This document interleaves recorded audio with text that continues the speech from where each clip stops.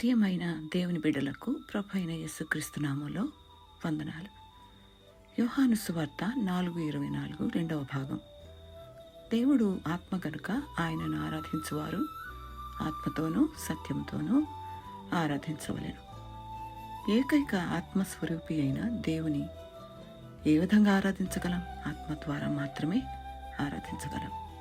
ఎందుకంటే దేవుడు ఆత్మస్వరూపి. సత్యముతో అనగా నిజమైన ఆరాధన ఆత్మతో చేయాలి.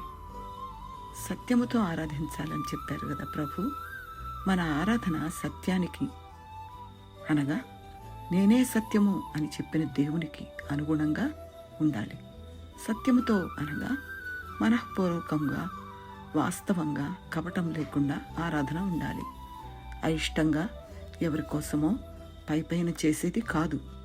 అద్వితీయ సత్యదేవుడు కోరేది నిజమైన ఆరాధన.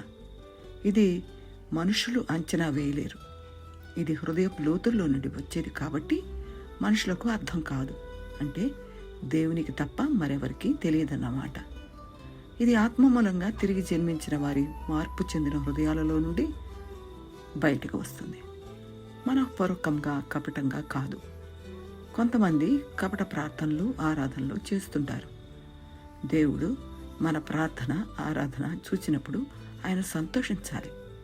వేషధారుల లెక్కలో మనం లేకుండా చూసుకుందాం. మనల్ని సృష్టించిన, రక్షించిన దేవునికి సంతోషకరంగా ఆరాధన చేద్దాం.